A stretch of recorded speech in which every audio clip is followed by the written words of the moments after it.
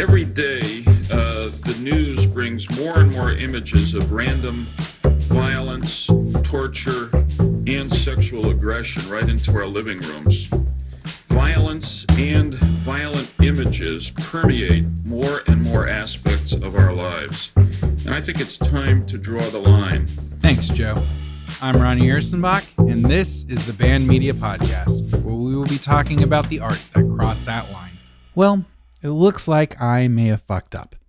I assure you it's not the first time, and despite my best efforts, it most certainly won't be the last. Now, what I'm talking about in particular, this time anyway, is not so much something I did, but something I haven't done. I have billed this show over the years as the history of art that crossed the line, stuff that caused controversy, moral panic, or was outright banned.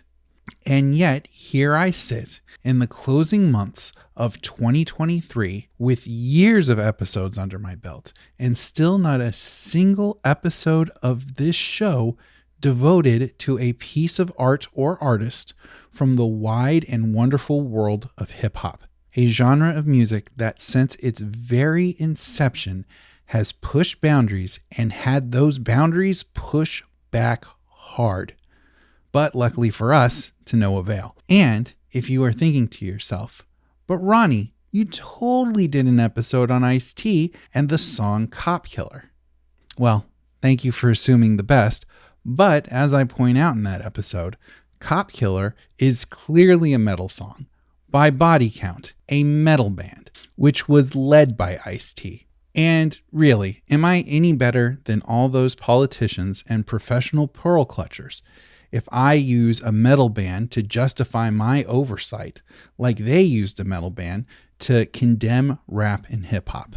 I mean, yeah, probably, but those folks kind of really sucked. But all the same, I aim to do better and I aim to be better. So, dearest of dear listeners, friends if I may be so bold, allow me to rectify this sin by bringing you an episode that has been on my Pinterest board of ideas since the inception of this little show of mine. Indeed, too long to be sure. But this episode, we will be taking a look back at the band whose fourth album was the first to adorn that black and white Parental Advisory explicit content sticker that we all know so well. But mainly their album that paved their way to not only hip-hop, not only music in general, but also First Amendment infamy, As Naughty as They Wanna Be by 2 Live Crew. But before we jump too far into it, let me quickly remind you, we have a Patreon now, complete with the suggestion box where you can let me know what you think would make a good episode. And most importantly, you will be helping keep this little podcast that could going. That being said, here's this week's trigger warnings. We will be discussing racism. Now, like all good stories, this story starts off with a marriage, not of people, but of words. And those words were booty and music. Booty music, aka booty bass, aka Miami bass. And if by chance the name of the genre doesn't strike a bell, some of the music surely should. Having its heyday from the early 1980s to the mid-1990s, it was often overshadowed by its peers in the blossoming and sometimes violent gangster rap of the East and West Coast. This particular branch of hip-hop was born and bred, unsurprisingly, in the streets, clubs, and beaches of Miami, Florida. The sound was a mix of dance and hip-hop, characterized by heavy bass, high beats per minute, the absolute classic sounds of the Roland TR-808, aka 808, and often an element close to my own heart, sexually explicit lyrics. Some of the more classic, memorable, and indeed timeless tracks you just may recognize from this particular era are Freak Nasty's The Dip, MC Luscious's Boom I've Got Your Boyfriend, the Tootsie Roll by the 69 Boys, and there it is, by 95 South. This was the scene that was blossoming when a recent high school graduate and then current cook at Mount Sinai Hospital began doing concert promotion and bringing rap groups to Miami to perform. He would go on to start learning the basics of audio editing and production. The man in question was one Luther Roderick Campbell, but you may know him better as Luke, Uncle Luke, or as he was known at the time, Luke Skywalker. And I can't stress this enough, that Skywalker with 2 Ys. But it would be 1984 that the stars would align for young Skywalker when a single, appropriately enough entitled Revelation, grabbed his attention as it was gaining traction in the Miami club scene. The song was from a band from California known simply as the 2 Live Crew. Now, at the time, California hip-hop was still in its infancy and had yet to break into the mainstream. But it was brewing, and in no small way. We were only about 2 years out from Ice-T's landmark 6 in the Morning, putting West Coast rap on the map in '86.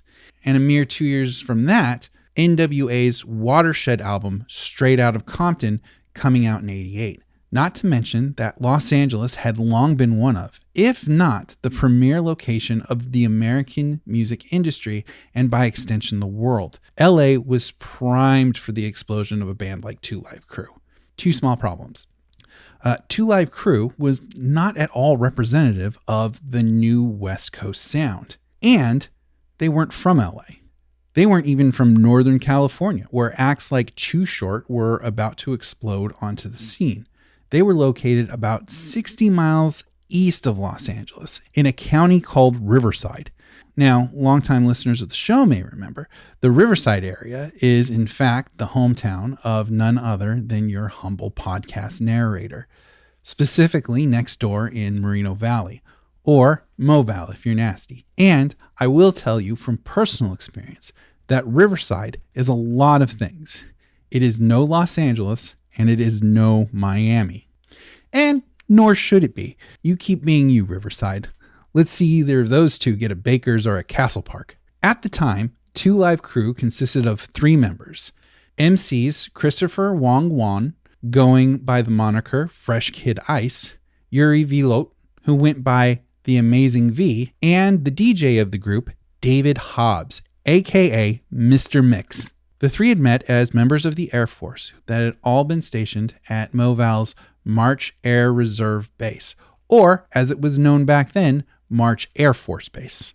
The 3 were inspired to start their own group by their shared love of African Bambaataa and Soul Sonic Force, whose single Planet Rock was just starting to blow up at that point and was gaining Bambaataa and his crew and hip-hop in general not only attention in their hometown of the Bronx, but on the national and international stage as well.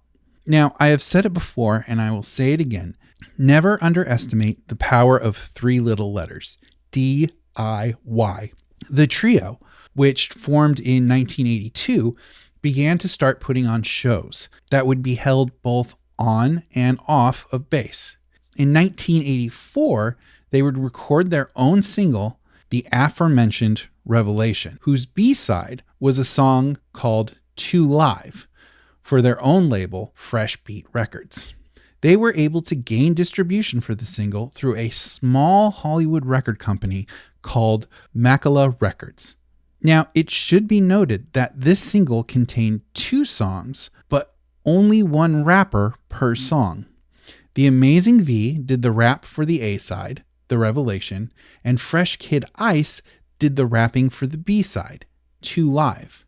Funnily enough, it was Revelation that started to gain some traction out in Florida. I mean, not incredibly funnily, it was after all the A-side, but the song had an almost ominous synthwave over the top of the beat, and the lyrics were focused on social issues.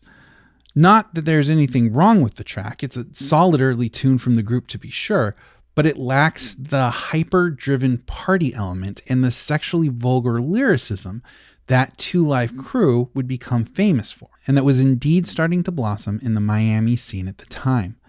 Conversely, while not exactly the ultimate harbinger of what was to come, 2 Live had a lot more of the roots of what the band would eventually become.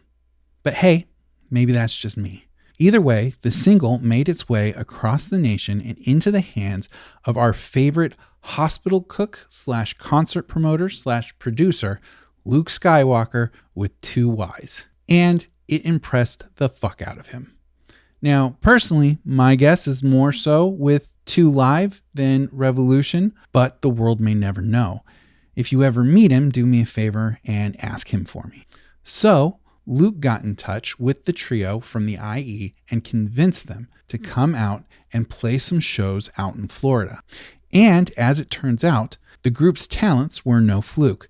Mr. Skywalker, with 2 Ys, was just as impressed, if not more, with their live show. So he did what any responsible person would do and tried to convince them to relocate to Florida. And it worked. Well, it mostly worked anyway. They did get kicked out of the Air Force. 1985 brought the group recording a second single called What I Like. Fresh Kid Ice was the only rapper to be featured on the track, but the Amazing V was credited as a writer. As it turns out, there was one final element from the song Revelation that would not be present in the group's later work, and that was the Amazing V, who decided to leave the group, leaving only Mr. Mix and Fresh Kid Ice. And a duo does not make a crew. I mean, I assume. I don't really know the numerical rules of what makes a crew. Luckily, the group now had a manager, and as you may have guessed by now, it was none other than our favorite jack of all trades, Luke Skywalker with 2 Ys, who not only acted as manager and gave the group a record deal, but also joined the group as a hype man. The group also recruited Mark Ross, better known as Brother Marquise, to come on as an MC, thus bringing their members to 4 and officially becoming a crew again. It was this iteration that brought us the song Throw the D, a song based off a dance called Throwing the Dick. Not only did this become a staple of the Miami-based sound, it cemented the artistic direction of 2 Live Crew as a group. Their debut album, 2 Live Crew Is What We Are, was released in '86 and had no shortage of profane and sexually charged explicit lyrics. Songs like the aforementioned Throw the D and We Want Some Pussy. The album would reach gold through word of mouth and even stirred up some controversy of its own. A Florida record store clerk was actually arrested on felony charges for selling the album to a 14-year-old girl. Luckily, he was later acquitted. Although this did give Luke Skywalker the idea to start releasing 2 versions of albums, one explicit and one clean. Not really for legal reasons so much, just to expand the number of albums they could sell. Now, you would think that an album with lyrics so dirty that a store clerk of all things got arrested for selling it to a minor would be the lead here. But, dear listeners, friends if I may be so bold, this was a mere footnote for what was about to come. Enter the 1989 album As Nasty As They Wanna Be. Right from the get-go, the album featured cover art depicting the 4 members of the band laying on the sand on the beach, looking towards the camera, each framed by the spread legs of women in thong bikinis facing away from the camera, giving us a glorious row of butt shots.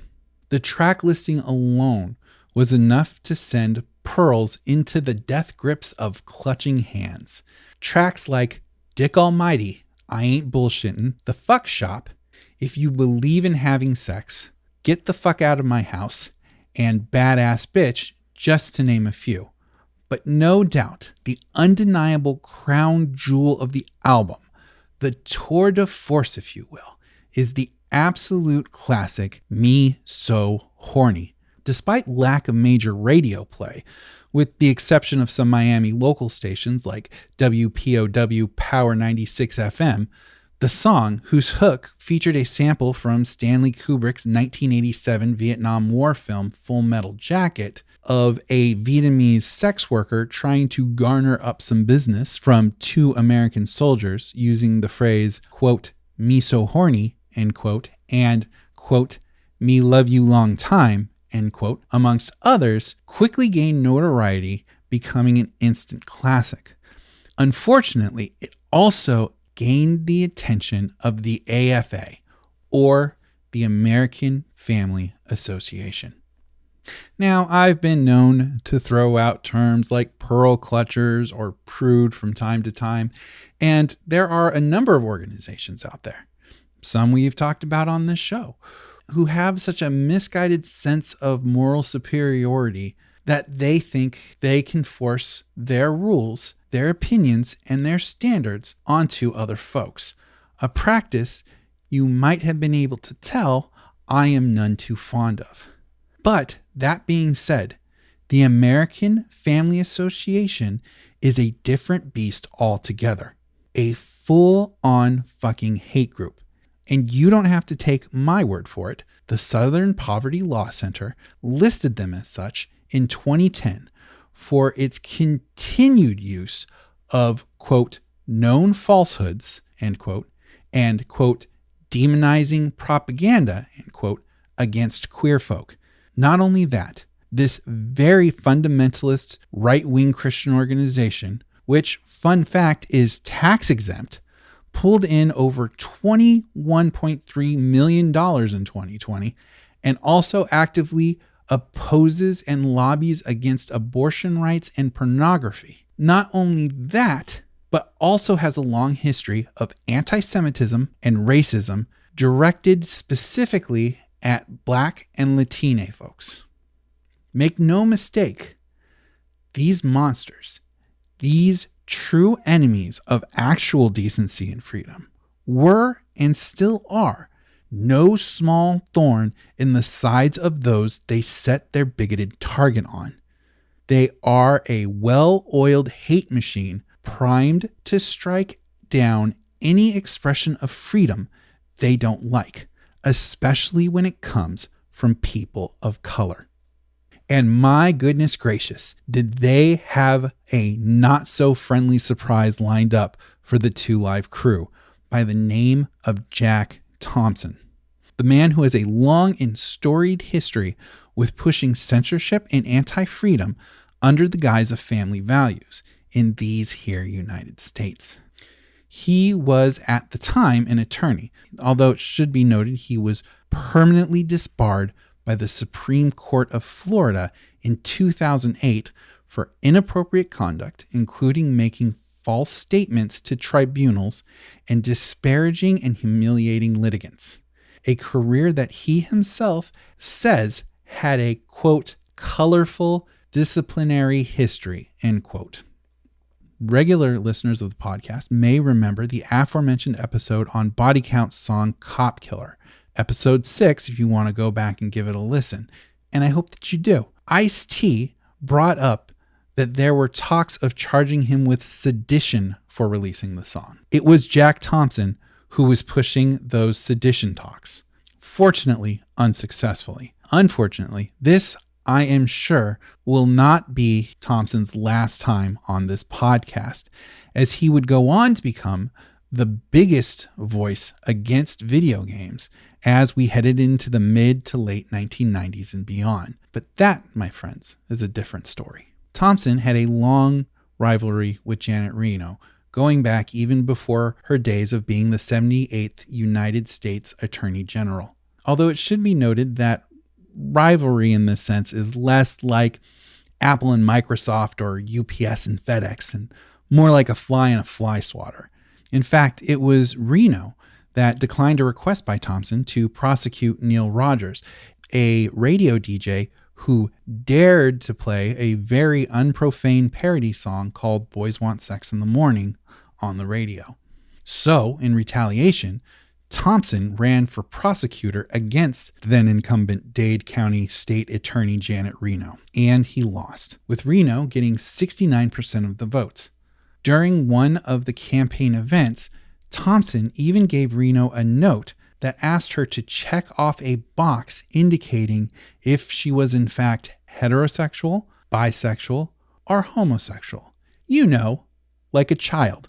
In response, Reno simply placed her hand on his shoulder and said, quote, "I'm only interested in virile men.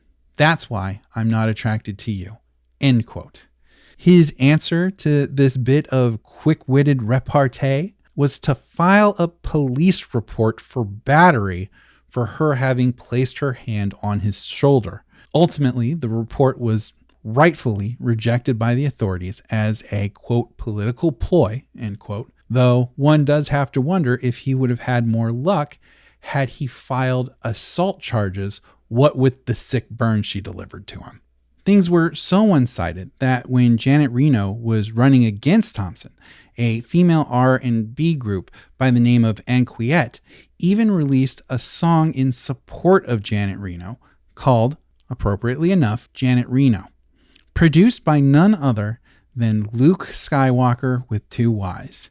And given Thompson's excessive pettiness, I'm sure this was not something that he had filed under forgive and forget by the time he set his sights on As Nasty as They Want to Be on behalf of the American Family Association. Thompson used his connections to secure himself a meeting with then Florida Governor Bob Martinez, a staunch Republican. Thompson convinced Martinez to look into 2 Live Crew to see if their lyrics constituted obscenity. It was then that Bob Martinez ordered state's prosecutors to determine if As Nasty as They Want to Be in fact violated Florida's obscenity laws. Now, obscenity laws have been and always will be a bit tricky. While we do have freedom of speech in this country, obscenity is legally considered an exception to that rule. Also, obscenity and obscene are words that are thrown around a lot. They have many different meanings to many different people in different scenarios. So, what then is the legal definition? Luckily, there is a test. There's a long story of how we came to this current test, and if you want to hear it, feel free to go check out episode 5 of this very podcast about Mike Deanna, which, fun fact, the events of that episode would happen only about 3 years later, and also in Florida. But the long and short of it is, the Supreme Court has currently landed on a test called the Miller test to determine whether or not something is legally obscene and thus not covered by the protections of the First Amendment. The 3-part test asks whether, 1, the average person complying contemporary community standards would find the work appeals on the whole to the prurient interest. Prurient basically just meaning sexual. 2, describes sexual conduct in a patently offensive way. And 3, lacks any serious literary, artistic, political, or scientific value. Now, it should be noted that the offending piece of media doesn't need to violate 1 or even 2 of these standards. To lose its status as protected speech, it in fact must violate all 3 standards. At Bob Martinez's request, the state prosecutor looked into whether or not As Nasty as They Want to Be violated these obscenity laws. It was determined that the question could not be answered on the state level, but instead had to be determined on the local level. Enter Broward County.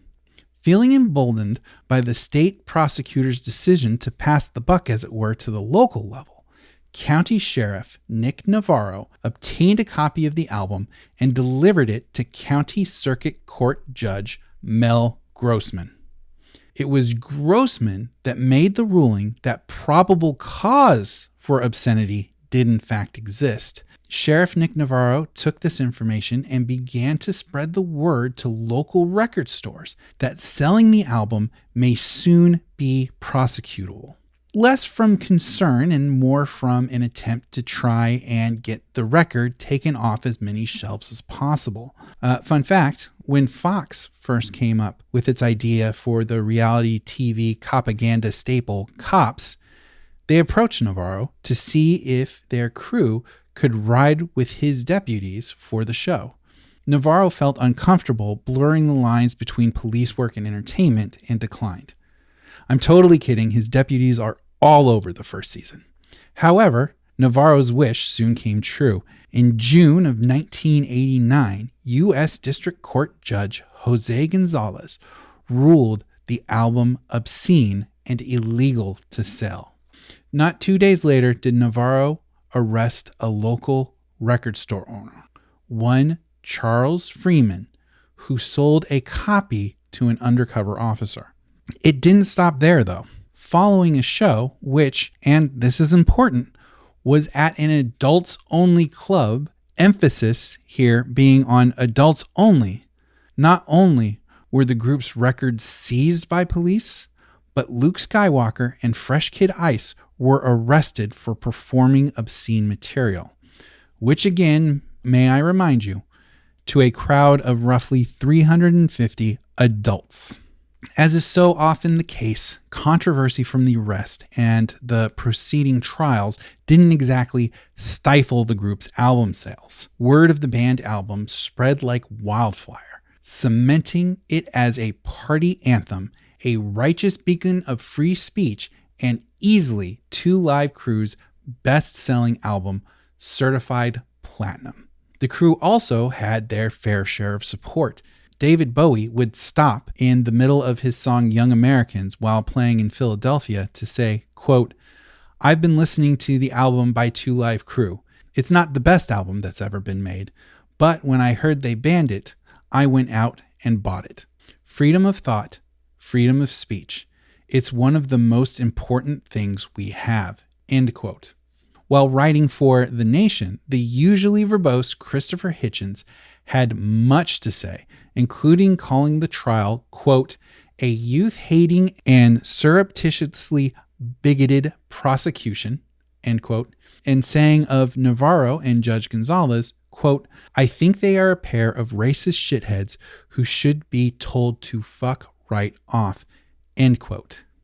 Noted American literary critic, professor, historian, filmmaker, and Duke professor Henry Louis Gates Jr.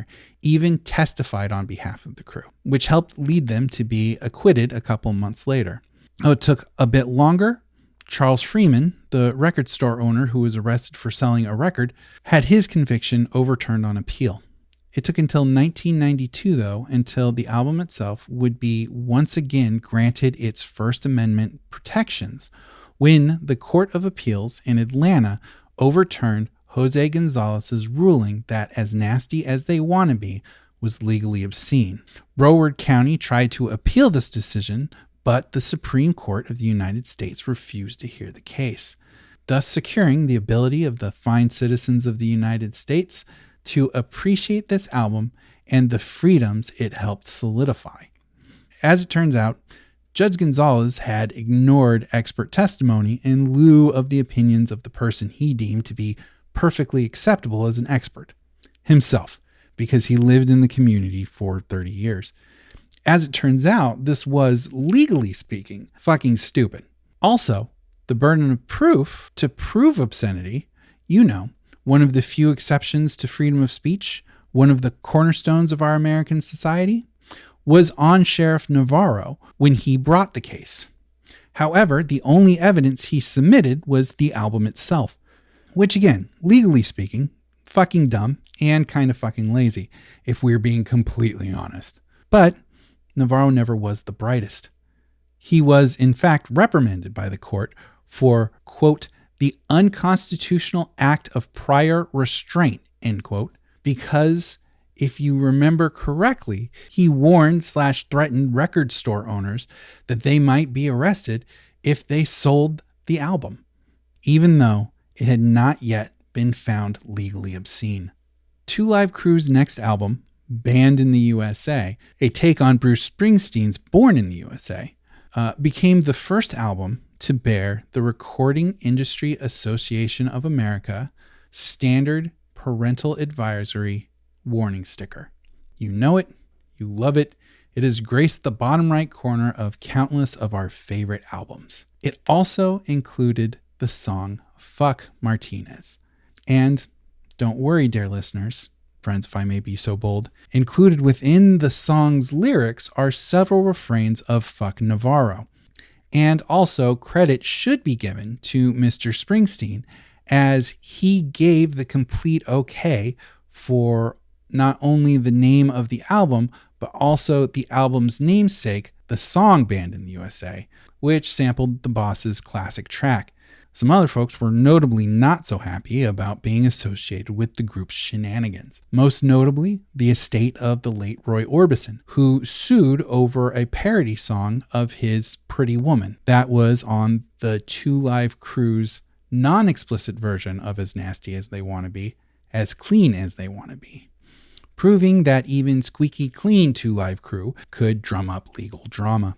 And though this seems like a fun little side note, this case was ruled in favor of Two Live Crew and is now one of the legal precedents for the fair use we enjoy today. The crew would go on to have a lengthy career, but never quite match the success of As Nasty as They Wanna Be. Like many groups, they had a substantial amount of lineup changes through the years, though it should be noted that Fresh Kid Ice was easily the biggest staple of the group. It also should be noted that Fresh Kid Ice, aka Christopher Wong Wan, also sometimes known as the Chinaman, was in fact Asian American. So not only was he a pioneer of Miami bass, but also one of the first, if not the first, Asian performer to become an integral part of hip-hop history. So, Two Live Crew has a prosperous career. Navarro and Martinez are exposed for the buffoons they are. AFA and Jack Thompson are still out on the prowl, which is concerning to say the least, but there's still one loose end floating out there. Remember Charles Freeman, the man convicted of obscenity charges, selling As Nasty as They Wanna Be to an undercover cop? Now, it's true, the conviction was later overturned on appeal, but Freeman was thrown mercilessly into the legal system, which is no small inconvenience. This man had managed to become a small business owner and open his own brick and mortar record shop in his community. This is no small feat. And then one day, an undercover cop, sent at the behest of fragile men with too much power, walked through the door and sent it all crumbling down for the crime of selling a record in a record store. As Freeman himself put it, quote, "I never imagined I'd be about to go to jail for selling a record. I'm just trying to earn an honest living here. No judge should be allowed to dictate what kind of music an adult can listen to," end quote. An album that, by the way, wasn't exactly the first album to hit on sexually explicit ideas. Andrew Dice Clay had been clamoring on with his specific brand of bullshit, homophobic, racist, and misogynistic humor for well over a decade at this point, which was famously sexually explicit. In fact, only 4 months before Freeman's arrest, Clay became the first comedian to sell out the Madison Square Garden. But if you happen to notice that there is a certain difference in complexion between the Dice Man and his fans and Two Live Crew and theirs, well, you weren't alone. Freeman said of the trial, quote, "It's unfair. The jury was all white and doesn't reflect my community as a black man in Broward County," end quote. Adding, quote, "There were no blacks on the jury pool, only one, and they don't know where EC Records is. They don't know nothing about the goddamn ghetto," end quote. The fallout from the fines and legal fees caused Freeman to have to shut down EC Records. Now, in the interest of full disclosure, not too long after, Freeman would be arrested on charges of selling cocaine. The FBI would even make the claim that Freeman would sell out of the store back when he was still in business. He pled guilty to these charges and was sentenced to 18 years in prison. Now, how much credence you give to a legal system that had already unfairly targeted Freeman is up to you. But what isn't up for debate is the fact that the undercover cop that came into his store was looking for dirty words, not drugs. But if dirty words is what these moral crusaders are looking for, I could maybe be of some assistance. I do have a little E next to the title of this very podcast I have to earn after all. So, Judge Gonzalez, Governor Martinez, Sheriff Navarro, and especially the AFA and Jack Thompson. Fuck you. And fuck your shitty ultra-conservative evangelical morals. And lastly, fuck wherever you got the idea that you could thrust your ethically bankrupt way of life on the rest of us, you freedom-despising assholes. And to the hip-hop community in general, I again apologize for taking so long to acknowledge such an undeniable force in the world of media and its ever-unfolding legacy. And lastly, one final fun fact. I'll miss you, friends. Thanks for listening. I'll catch you next time on the Band Media Podcast. Oh, there goes that music again. We got a Patreon now, so if you want to directly support the show, please go check it out over at patreon.com/bandmediapodcast. Also, feel free to find us on all the socials, but TikTok is where I'm most active, at BandRonnie. Please like, comment, and share, but if you really want to help the podcast out, tell your friends about us. That way, we can all be friends. Well, that's enough of my rambling for now, but keep being wonderful, dear listeners. Adios.